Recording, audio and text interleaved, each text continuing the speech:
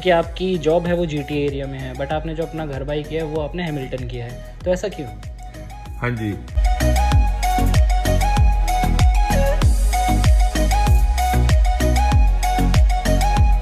तो भाई साहब, आप न्यूजीलैंड से कनाडा क्यों आए, जरा ये बताइए। बड़ा इंटरेस्टिंग क्वेश्चन है।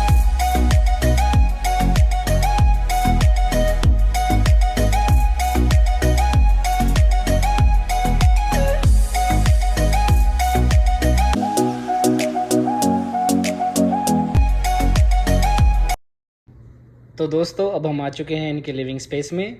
तो टाइम का यूटिलाइज़ करते हुए चलिए इनसे करते हैं अब कुछ क्वेश्चंस, जो कि as a first home buyer very common है। तो अभिमन्यु जी, जैसा कि मेरे व्यूवर्स मेरे से पूछते रहते हैं अक्सर कि भाई as a first home buyer के जो प्लेस का बड़ा मैटर है इसके अंदर, कि बहुत महत्व है कि आपको कहाँ पर घर बाय करना है। जैसे कि आपकी जॉब है वो GTA एरिया में है, बट आपने जो अपना घर बाय किया है वो आपने हैमिल्टन किया है, तो ऐसा क्यों? हाँ जी। लोकेशन एक बहुत बड़ा फैक्टर है जब भी आप घर बाय करते हैं, क्योंकि ये कोई छोटी मोटी इन्वेस्टमेंट तो है नहीं। It is a big investment and I think most important investment of your life. तो हैमिल्टन को चूज करने के कपल ऑफ रीजंस हैं हमारे लिए। One of them is the space. अगर आप हैमिल्टन में सेम प्राइस पे कोई प्रॉपर्टी लेते हो तो यहाँ पे एज यू कैन सी आपको काफ़ी स्पेस मिल जाता है। और बिकॉज अभी नए नए बच्चे हुए हैं, किड्स को स्पेस चाहिए खेलने के लिए, और अपने पेरेंट्स भी आते हैं, और कोई फ्रेंड्स भी आते हैं, तो गैदरिंग स्पेस है। If you buy similar property in Toronto, same price में आपको मिलेगा 1 और 2 बेडरूम अपार्टमेंट, जिसके अंदर स्पेस काफ़ी कम है और कंजेस्टेड है। फिर पार्किंग हेडेक है, अगर आप वहाँ रहते हो तो it's very hard if you have a car. तो ये सारी प्रॉब्लम्स हैं। तो सेकंड जो बिगेस्ट फैक्टर है अदर देन स्पेस, वो है कि एक सबर्बन लाइफ। क्योंकि मैं न्यूजीलैंड से मूव हुआ हूँ, तो मैं न्यूजीलैंड रहा 7-8 ईयर्स। तो वहाँ पे रहने से एक सबर्बन लाइफ की काफ़ी आदत होगी हमें, जहाँ पे स्पेस चाहिए, थोड़ा सा खुला वो चीज़, जहाँ पे गाड़ी आप कहीं भी पार्क कर सकते हो बिना किसी प्रॉब्लम्स के। तो वो सबर्बन लाइफ आपको हैमिल्टन में मिलेगी। Toronto is a big city. It's good to go on weekends, आप जाओ डाउनटाउन में मज़े करो, लेकिन रहने के हिसाब से थोड़ा सा हेक्टिक है। तो वो यहाँ पे है।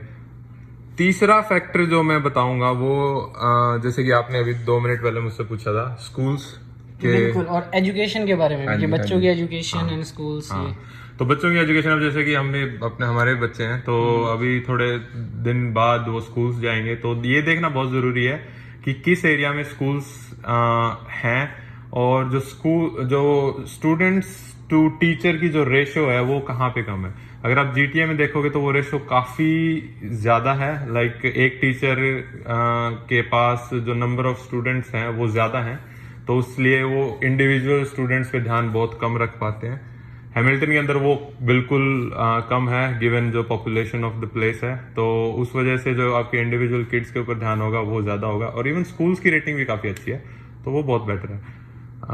और last but not least, health, hospital. बिल्कुल है, तो हॉस्पिटल भी एक काफ़ी अच्छा रीज़न है। अब जैसे कि पॉपुलेशन अगर हम देखें, टोरंटो का मुझे एग्जैक्ट याद नहीं है, पर एक और टाउन है ब्रैम्पटन, अगर हम उससे कंपेयर करें हैमिल्टन को, Brampton also in GTA with population of around 600,000 people, और 600,000 पीपल के ऊपर उनके पास सिर्फ एक हॉस्पिटल है।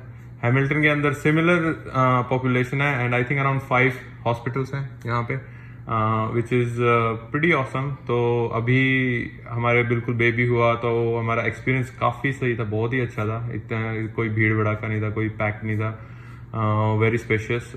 तो ये भी एक रीज़न था। हाँ, ये भी एक रीज़न है। तो चलिए अब RRSP के बारे में ज़रा बात कर लेते हैं कि इसके भी बहुत बेनिफिट्स हैं। जब आप as a first home buyer आप अपना प्रॉपर्टी बाय करते हो, तो इसका जो बेनिफिट है वो 50% लोगों को पता ही नहीं होता कि कैसे यूटिलाइज करना है, तो ज़रा उसके बारे में बताइए। हाँ जी, बिल्कुल, वेरी गुड क्वेश्चन।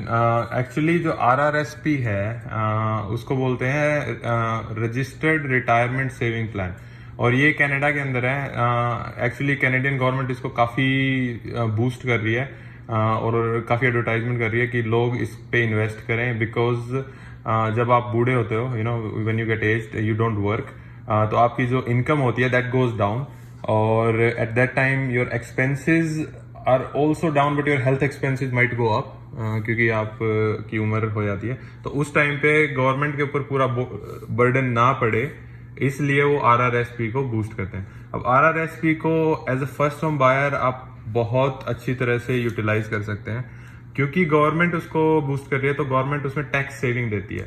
तो यानी कि अगर आप RRSP में इन्वेस्ट करते हो, you can take that money और आप अपनी पर्सनल इनकम में से डिडक्ट करते हो, और उसकी वजह से आपका जो overall tax of the year होता है आपको कुछ रिफंड मिलता है। तो अगर आप फर्स्ट होम बायर हो तो गवर्नमेंट की एक और पॉलिसी है कि up to 35,000 you can take out, and वो फिर आपकी जो इनकम है उसमें से कम हो जाएगा, and then you save tax. So if you make somewhere around 100,000 और समथिंग आपकी हाउस होल्ड इनकम है, तो उसमें अगर आप देखें तो रफली अराउंड $10,000 के आसपास आप अपना टैक्स सेव कर सकते हो। That's just a rough estimate. तो उसको आप as a down payment use कर सकते हो, जो कि बहुत when you buy a first home every dollar counts, so that's why it's very important. बाकी मैंने सुना है कि उसमें आपको ऐसा होता है कि 0% इंटरेस्ट लगता है और आप 15 ईयर्स में उसे पे बैक कर सकते हो। Yes yes exactly, good point. तो ऐसा ही है जैसा आपने कहा कि आपने वो निकाल लिए हैं 35,000, but you have to pay back, but government give you 15 years to pay back and they don't charge you any interest. So technically it's your money, you give it back, but you gonna take it when you get retire. तो उसके लिए वो आपको कोई interest charge नहीं करते। And इसको husband wife दोनों यूटिलाइज कर सकते हैं, ऐसा भी कुछ है? Yes correct. सो क्योंकि ये इंडिविजुअल काउंट होता है, अगर आप हस्बैंड एंड वाइफ हैं तो 35 करके you can make up to like 20,000 tax back आप ले सकते हैं। चलिए, बाकी एक बहुत ही इंपॉर्टेंट क्वेश्चन है, रियल्टर। हाँ जी। क्या आप जब अपना होम बाय करते हो तो आप as a first home buyer आपको कुछ पता नहीं होता ज़्यादा, तो आप रियल्टर के पास ही जाते हैं, तो उसके अंदर भी बहुत सारे चैलेंजेस फेस करने पड़ते हैं आपको, तो ज़रा उसके बारे में बताइए। हाँ जी, realtors are like a sales person, to be honest. उनका काम है आपको प्रॉपर्टी बेचना और ऑब्वियसली पैसे कमाना आपके साथ। अगर तो आई वुड सजेस्ट कि अगर आप किसी को जानते हो, उस आपका कोई फ्रेंड है या कोई फैमिली मेम्बर है जो रियल्टर है, ऑब्वियसली लाइक उनके साथ ही करें डील, क्योंकि थोड़ी सी ट्रांसपेरेंसी बनी रहती है। It's good to have a realtor, there is pros and cons.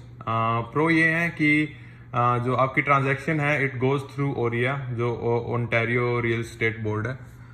Any how it goes through that, but अगर आपके पास रियल्टर है तो आप थोड़े से सिक्योर हो उसके लिए, बट यू पे मनी फॉर इट, क्योंकि आप किसी को लाते हो तो सिक्योरिटी का ऑब्वियसली एक अमाउंट है, तो यू पे फॉर इट। अगर आपको डील अच्छी लगती है, अगर आपको बहुत मतलब थोड़ी सी नॉलेज है, तो आप उसको स्किप भी कर सकते हो। You can skip a realtor, you can always buy a house without a realtor, you can always sell a house without a realtor. तो उसमें आप बहुत पैसा बचा लेते हो। तो आई थिंक हर पर्सन की इंडिविजुअल उस पर डिपेंड करता है, तो दोनों के प्रोज एंड कॉन्स देख के आई थिंक आप डिसीजन ले सकते हैं। एंड जब आप घर लेते हो यहाँ पर, तो एक इंस्पेक्शन का भी बहुत बड़ा रोल होता है। हाँ जी। तो इंस्पेक्टर जो होता है वो आपको रियल्टर का लेना चाहिए या अपना खुद का? हाँ, फॉर श्योर अपना खुद का। तो अब अपने व्यूअर्स को बताने के लिए कि इंस्पेक्शन क्या है ना, व्हाट इज एन इंस्पेक्शन। तो जब भी हम घर बाय करते हैं तो हमारे राइट्स हैं कि हम कुछ कंडीशंस डाल सकें कि ये कंडीशंस जब मैट होंगी तब हम घर खरीदेंगे। तो उनमें से एक कंडीशन है इंस्पेक्शन, कि हम किसी भी अप्रूव्ड कॉन्ट्रैक्टर को लेके और इंस्पेक्टर को लेके इंस्पेक्ट घर को करवा सकते हैं और उनसे देख सकते हैं कि घर के अंदर कोई स्ट्रक्चरल इशू तो नहीं, क्योंकि एज अ होम ओनर हमें हर चीज़ का नहीं पता, क्योंकि हमें टेक्निकली कोई ज़्यादा नॉलेज है नहीं घरों की। तो ऐसे में एक प्रोफेशनल बंदा आके आपका घर पूरा चेक करके बता दे, because it's a big investment, so it's really good to make sure कि आपकी इन्वेस्टमेंट सेफ है। तो आप इंस्पेक्टर को डेफिनेटली अपना खुद का लेके आइए, कभी भी सेलिंग पार्टी का ना लेके आइए, क्योंकि ऑब्वियसली कॉन्फ्लिक्ट ऑफ इंटरेस्ट। चलिए, आपका बहुत बहुत धन्यवाद, आपने बहुत अच्छी इन्फॉर्मेशन बताई है। आई होप हमारे व्यूवर्स को इससे बहुत कुछ सीखने को मिलेगा। Thank you. तो भाई साहब, आप न्यूजीलैंड से कनाडा क्यों आए, चलिए ये बताइए। हाँ, बड़ा इंटरेस्टिंग क्वेश्चन है। जैसे कि I think I am not sure आपने बताया कि नहीं, तो इससे पहले मैं न्यूजीलैंड था। तो वहाँ पे अराउंड 7-8 ईयर्स रहे हैं न्यूजीलैंड के अंदर। बहुत ही बढ़िया कंट्री है। और न्यूजीलैंड से कनाडा आने का एज सच कोई प्लान नहीं था। तो मेन जो एक रीज़न जो हमने देखा जब मैंने इनिशियली प्लान करना शुरू किया वो थी housing market, to be honest. पर जब तक हम आए तो हाउसिंग मार्केट यहाँ भी भाई काफ़ी हॉट हो चुकी थी। तो न्यूजीलैंड में थोड़ा सा हाउसिंग मार्केट बहुत ज़्यादा हॉट है, लिविंग एक्सपेंसेस काफ़ी हाई हैं कंट्री के। तो चलिए ये सारी बातें आपसे करेंगे हम नेक्स्ट वीडियो में, बिल्कुल जी, बिल्कुल। हाँ जी। जिसमें कि आपका जो पीआर की जर्नी है वो दिखाई जाएगी, प्लस क्या डिफरेंस है न्यूजीलैंड में और कनाडा में जो आप यहाँ पर आए। हाँ जी, बिल्कुल बहुत डिफरेंस है। और बहुत ही इंटरेस्टिंग टॉपिक भी है, क्योंकि दो डिफरेंट कंट्रीज हैं। पीआर सिस्टम बिल्कुल ऑपोजिट है। थोड़ी सी एक हिंट देता हूँ मैं कि जो कनाडा का अब एक्सप्रेस एंट्री चल रहा है that is taken from New Zealand's express entry. So चलो बताते हैं आपको। तो चलिए जी, बने रहिए हमारे चैनल के साथ, और जल्दी ही हमारी नेक्स्ट वीडियो आएगी जिसमें हम बात करेंगे न्यूजीलैंड और कनाडा के पीआर डिफरेंस के बारे में। बिल्कुल। और वो तो है अगली वीडियो, लेकिन इस वीडियो को लाइक, शेयर और कमेंट करना मत भूलिए, और साथ के साथ सब्सक्राइब करिए अपने देसी मॉडर्न फैमिली चैनल को, जो कि अपने बिस्ला साहब का है। आपका भी है भाई साहब। हाँ जी, सबका है। अरे सबका है जी, अपना है, सारे देसियों का है। तो चलो जी, सारे विदेशी भी हैं इसमें। सारे विदेशी भी हैं, देसी और विदेशी।